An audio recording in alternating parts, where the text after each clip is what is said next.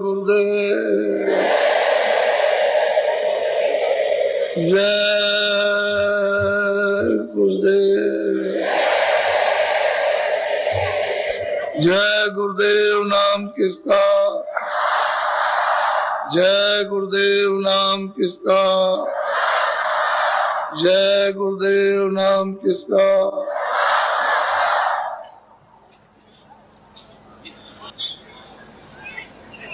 उन्होंने ये सब पहले से ही निश्चित है मंडलों की, ब्रह्मांडों की रचना कर दी। ये सब उन्हीं की रचना की हुई है, क्योंकि ये सब मसाला वहीं से आया।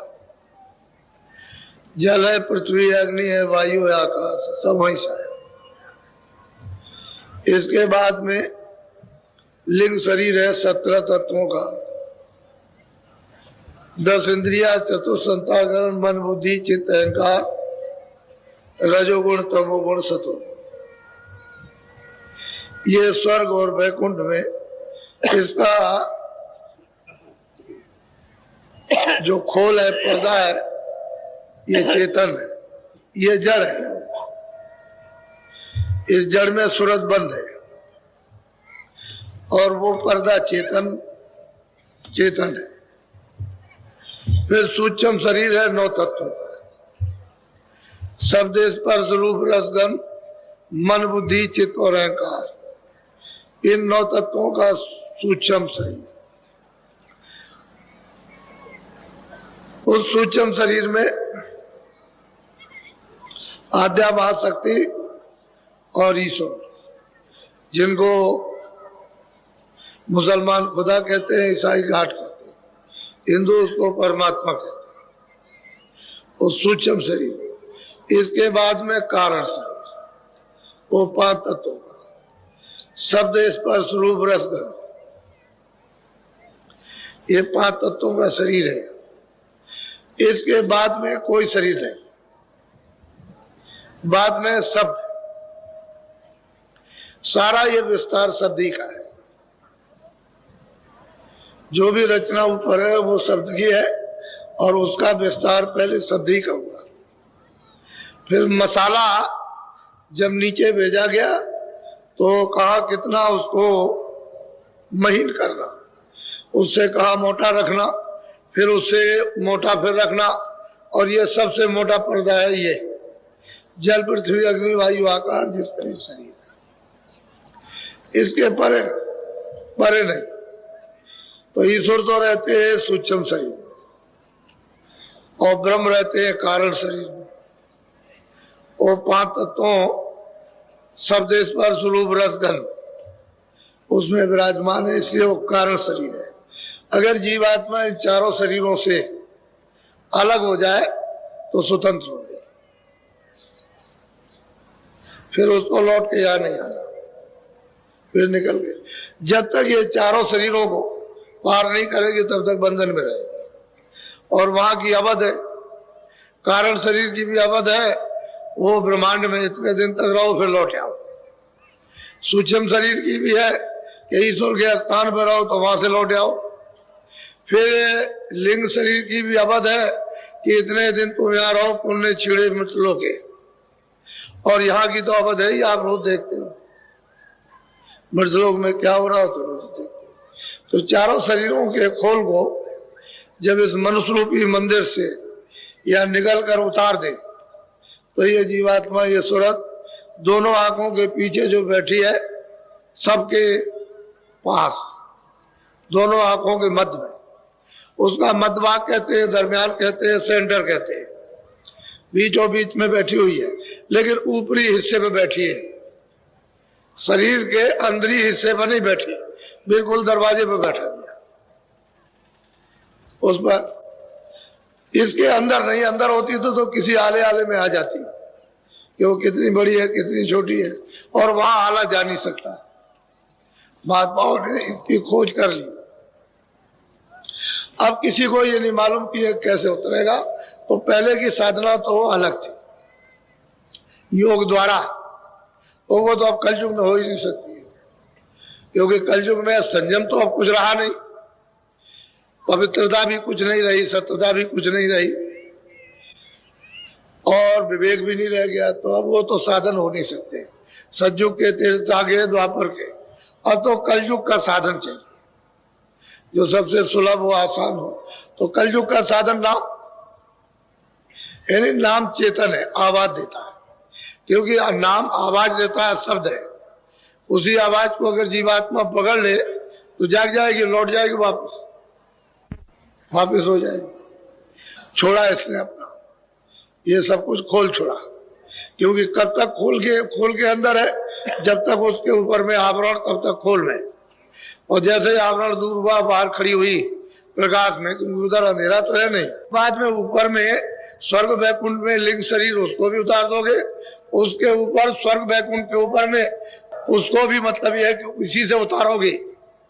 इसी ये साधन का इसी से उतरेंगे और वो सब कुछ देखती जाएगी, सब कुछ यहां से देखती आएगी और बयान करेगी। इसलिए ये शरीर बहुत महत्वपूर्ण है। अब ये शरीर ना हो तो लिखा नहीं जा सकता। चाहे जमीन पे लिखो, चाहे पत्थर पे लिखो या कागज पे लिखो, ये शरीर रहेगा तभी आपको समाचार, वहां का हाल, वहां का दृश्य है, उन लोगों का, वहां का आनंद, वहां की शक्ति, वहां का ज्ञान, वहां का प्रेम, वहां का अमृत, तभी आप लिख सकते हो। वैसे नहीं। वैसे अगर वो खड़ा हो जाए तो आप सब लोग कहोगे भूत आ गया, ऐसे कर भूत। तो ऐसे नहीं, जिस शरीर में तुम बंद हो उसी शरीर में वो मिल जाए तो काम बन जाए।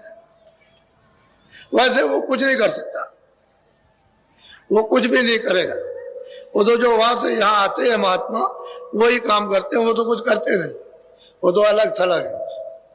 इसलिए आप ऐसे मुकाम पर, ऐसे स्थान पर, मनुष्य रूपी मंदिर में बैठे हो कि तुम जल्दी से जल्दी जीवात्मा को निकाल सकते हो, वापिस कर सकते हो, अपने घर में पहुंचा सकते हो। लेकिन उसके लिए मदद, सहायता चाहिए। इस तरह से जीवात्मा अब इसमें बंद हो गई है उस रास्ता में। अब यह है कि गोस्वामी जी महाराज, जिनका नाम तुलसीदास जी था, वो यही पासी में, इलाहाबाद से ज्यादा दूर नहीं है, राजापुर, वो तो यही था, वहीं के रहने वाले। तो सब लोग, कोई कहता है कि पूरब में रहते थे, कोई कहता है पश्चिम में रहते थे, कोई कुछ कहता है। तमाम तरह तरह की विडंबना होती है। कोई महात्माओं को ज्यादा वक्त तो नहीं हुआ, उस समय तो अकबर बादशाह था, मुसलमानी शासन था उस समय पर इनका जन्म था। तो थोड़ा सा उनका एक संकेत जरा सा आप सुनिए बड़े ध्यान से, क्योंकि उन्होंने स्वयं बयान किया अपनी कलम से, अपनी कलम से लिखा, अपनी कलम से लिखा और उन्होंने अपनी आंख में देखा उसको, वो उनके बयान। तो थोड़ा सा सुनने लायक है, क्योंकि ये हम पहले सुनाना चाहते थे जब पूर्णिमा पर अवसर पर आए, लेकिन बरसात और बाढ़ आने के कारण ये मतलब ये कि रह गया। हम आपको बताना चाहते थे कि कम से कम इतना तो, वैसे तो हमको बताने की इनकी कोई जरूरत नहीं, हम तो वैसे ही, लेकिन आप कहोगे अपनी तरफ से गढ़ रहे हो तो कोई प्रमाण तो होना ही चाहिए। क्योंकि शहादत बगैर हुए काम कैसे चले, किसी की शहादत तो लेनी पड़ती है। तो जब ईश्वर को प्राप्त करना है तो लोग कहेंगे ऐसे कैसे, ईश्वर है ही नहीं, तो फिर शहादत ली जाती है, प्रमाण लिया जाता है कि देखो उन महात्माओं ने भी प्राप्त किया, उन्होंने भी किया। आप लाखों महात्माओं के आपके प्रमाण दे देंगे कि उन्होंने भी प्राप्त किया, उन्होंने, उसमें स्त्रियां भी है कि देखो इन स्त्रियों ने प्राप्त किया, ऐसे प्राप्त किया, इस तरह से प्राप्त किया, ऐसे साधना की, इस तरह से, मतलब यह है कि उनकी आंख खुली, ऐसे कान खुले, इस तरह से उन्होंने देखा। तो एक दो नहीं, तो महात्मा अपने अपने चिन्हों को छोड़कर चले जाते हैं और वो अमिट होते हैं। अब कोई आएगा जो उसको जानता है, वो मतलब यह है कि उसका प्रमाण आपको दे देगा, उनके लिए कोई। तो बहुत ध्यान से आप सुनिए, थोड़ा सा प्रकरण है, ध्यान से सुनिए, बोलो।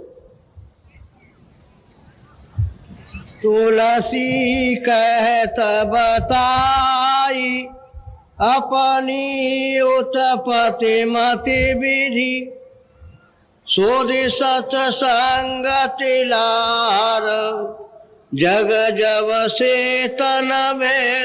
अब गोस्वामी जी महाराज कहते हैं कि भाई लोग कुछ कहेंगे, कुछ कहेंगे, हम अपने आप बयान कर दें।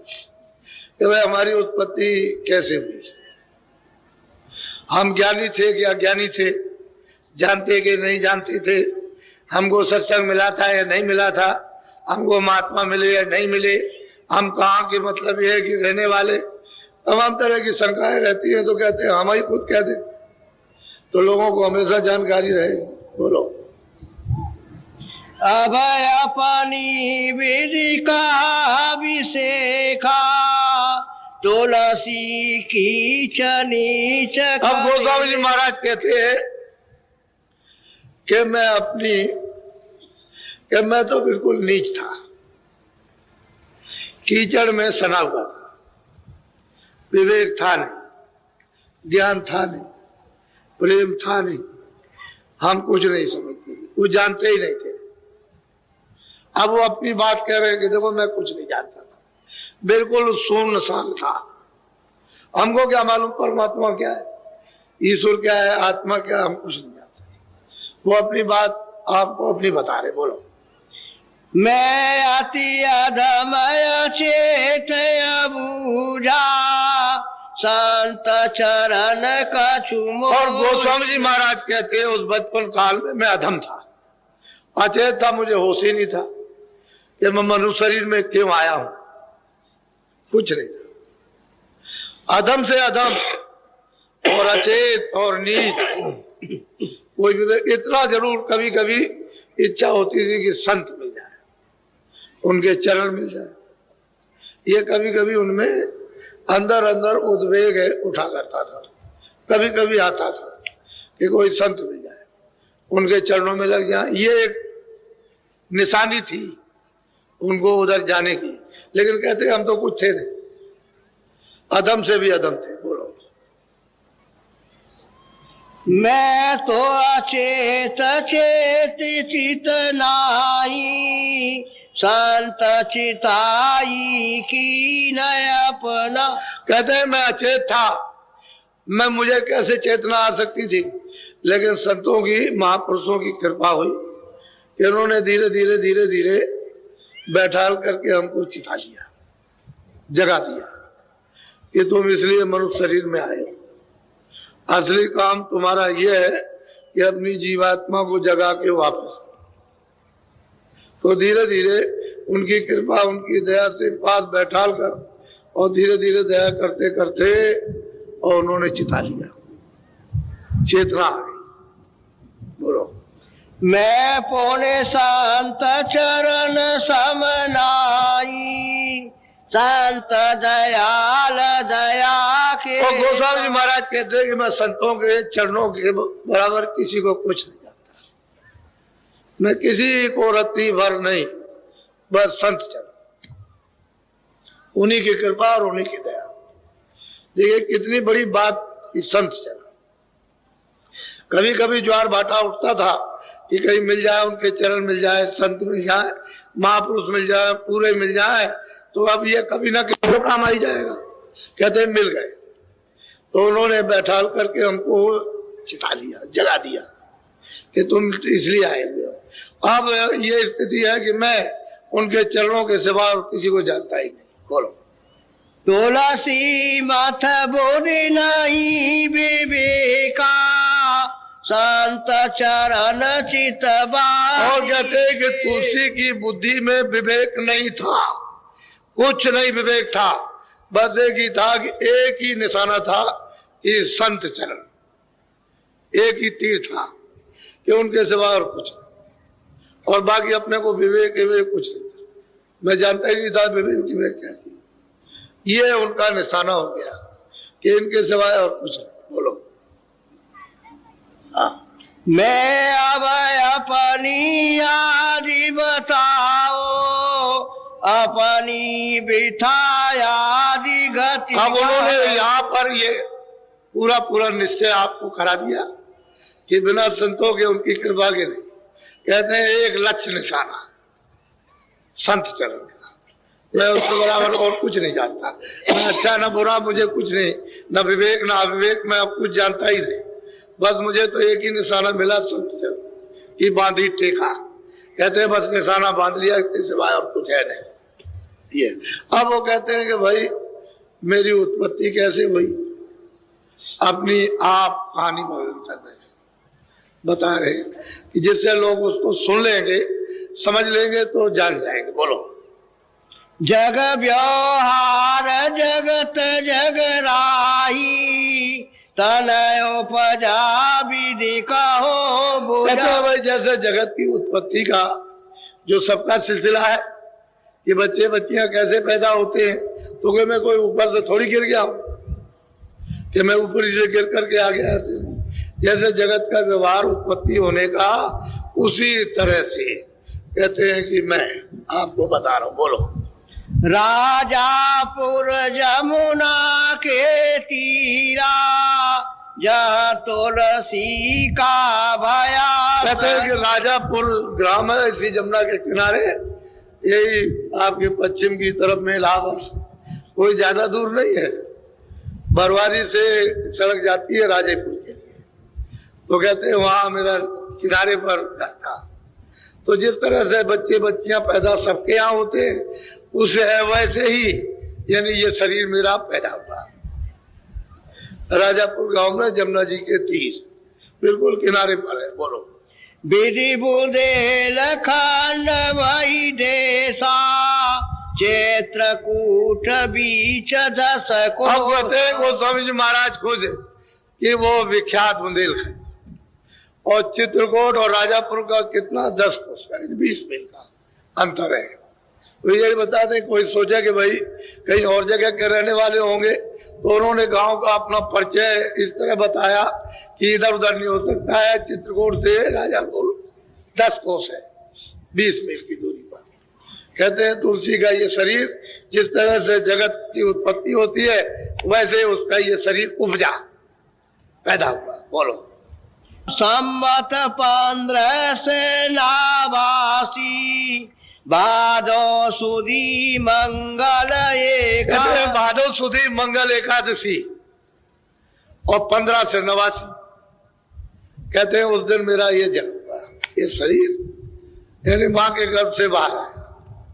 अब उन्होंने अपना निश्चित समय अपनी उत्पत्ति का बता दिया 15 से 89।